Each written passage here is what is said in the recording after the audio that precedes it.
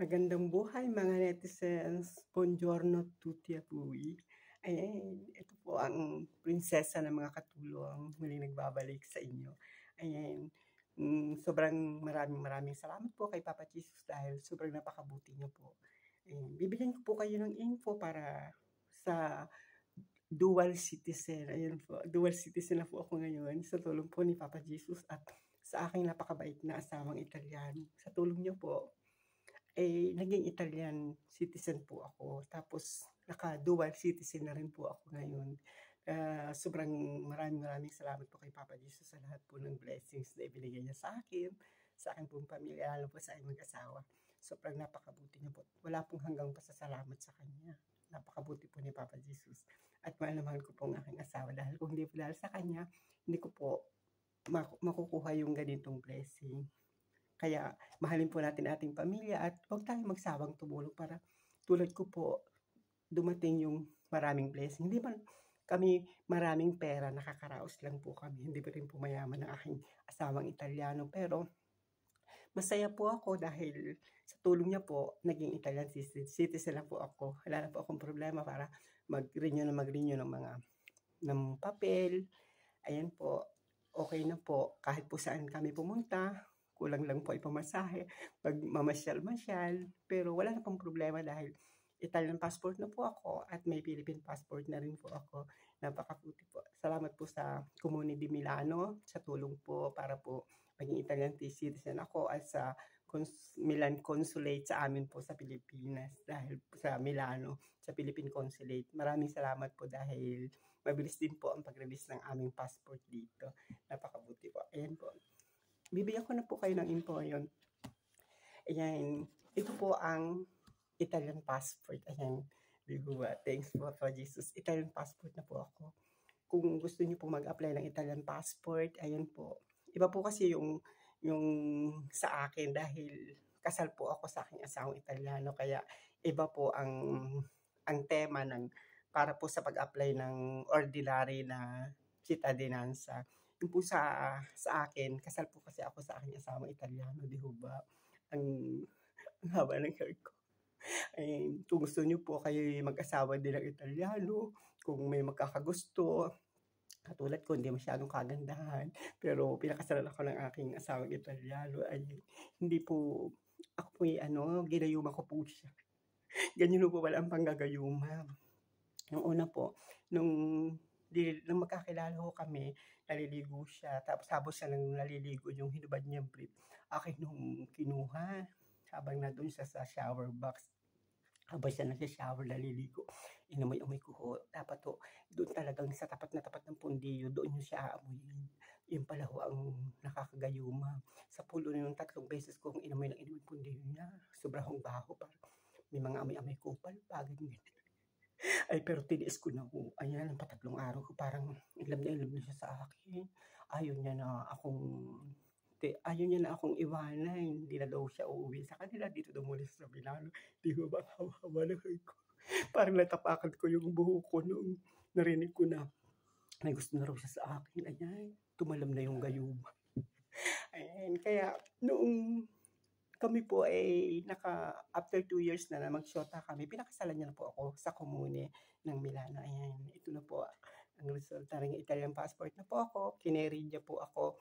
Pero nag-ayos din po kami ng dokumento. Kailangan po sa kasal, after 2 years pa, pag wala kayong anak, saka kayo makikerrid ng asawa ng Italiano. Pag may anak naman, 1 year lang po, makikerrid na kayo. Ayan, kaya nung pagka 2 years po, nagpunta kami ng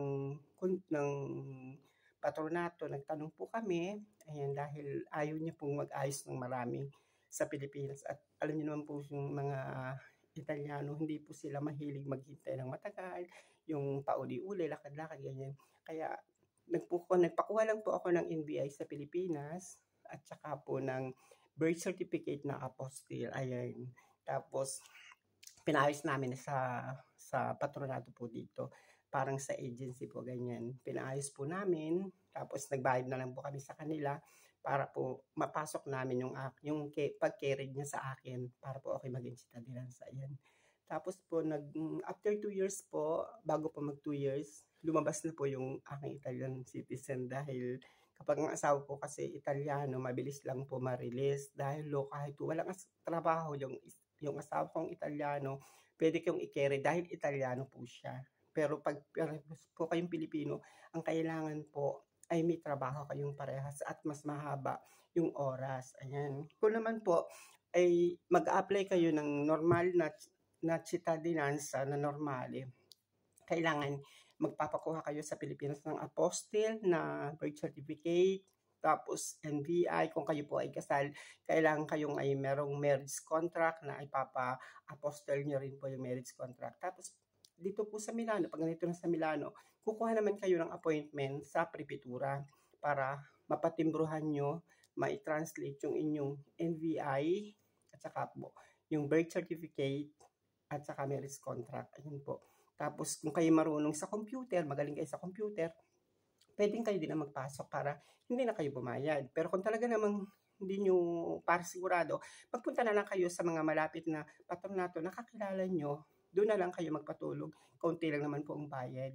Ayan. Basta importante, maayos nyo ng maayos ang inyong mga dokumento. Ayan. Thanks po, Papa Jesus, dahil Italian passport na po ako sa tulong ng aking asawa. Wala pong hanggang pasasalamat sa aking asawang Rompipali, si Amore Paolo Cardiota. Ayan, tingnan naging Italian passport na po ako. Ayan, iyan lang po yung info para po kayo maging Italian passport. Napakadali po dahil po ang Italian passport ay number 1 po ata isa sa pinakamalakas na passport sa buong mundo. Kaya, tapos nababait pa dito ang mga tao sa Italy. Magaling silang tumulong, super bait, kaya wala pong mas ano na po ako dito, mas kontento po ako dito dahil napakababait po nila. Kahit ang mga amo, mababait sila. Kahit po yung komune, mahilig silang tumulong. Ayan, super happy po. I love you so much at thank you po sa Comune di Milano at sa aking lahat ng mga among napakababait at lalo sa aking asawang Rumpipali na super pogi at super bait. Ayan.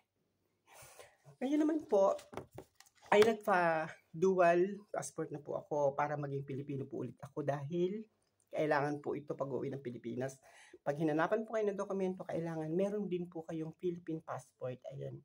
Ngayon naman po, kung kailangan nyo ng magpa-dual passport, dual citizen, yan, kuha po kayo ng birth certificate, kahit di po pala i-apostle, pwede po. Tapos, kukuha po kayo sa komune ng, dito yung, may kukuhanin kayo sa komune na papel para kayo ay dadalhin nyo yun sa come si chiama, Atto di Cittadinanza. Yan, kukuha kayo ng 2 kopya ng Atto di Cittadinanza sa komune. Ayan, kukuha po kayo sa online mag-prenotate kayo, tapos mabilis lang po, Atto di Cittadinanza yan. Tapos apostel na yung pong birth certificate na handa kahit hindi apostel. Tapos punta na po kayo sa ating consul, tapos bibigyan kayo ng appointment para kayo ay makapag-dual citizen na maging Pilipino na ulit. Ayan. Kinanta namin ang bahay Magiliw. Ang saya-saya namin dahil Pilipino na ulit. Ayan. Tapos yung tinanong sa amin maraming mga simpleng tanong naman po. Kaya lamang sa awa naman Diyos po, alam pa rin. Eh di ho ba? Ayan. Tingnan. Dalawa na yung aking passport. Isang Italian passport at Philippine passport. Ay, hindi ho ba? Ang ganda-ganda ng inyong prinsesa. Alam na katulog. Ay, super blessed. Wala pong hanggang pasasalamat kay Papa Jesus dahil sobrang napakabuti niya po. Kaya, ayan, sa mga gusto po mag-Italian passport, hanggat maaga po, mag-apply na po kayo kung magandang inyong ready to. Ayan, mag-apply na po kayo para minsan mo pabago-bago ang mga legye. Minsan ganun po yung naka-Italian passport para ho hindi na tayo renew at may chance pa tayong makuha natin ang ating pamilya sa Pilipinas. Mas mabilis po kung kayo Italian passport. Lalo na ako Italiano ang asawa ko. Kaya lang, kailangan tayo mag-ipon ng konting pera para po makuha namin ang aming mga pamangkin sa Pilipinas at iba ko pang kapatid. May isa pang kapatid akong gusto pumunta dito na hindi masyadong maganda pero tutulungan namin para makarating naman siya dito. Thanks po, Papa Jesus, at maraming salamat po sa lahat, sa inyong lahat. Yan, sa aking buong pamilya. Ay, nakuha ko na po. Ay, meron po akong Philippine passport, Italian passport. Dalawa na po ang passport ko. Thank you very much sa Milan Philippine Consulate at sa Comune di Milano. Ayan, sa tuloy niyo po. Ayan, buo na po ang aking passport. Meron po akong passport na dalawa. I love you so much at mabuhay po tayong lahat. I love you all. God bless. Bye! Sa susunod ulit, I love you. Sunod na videos. Subscribe!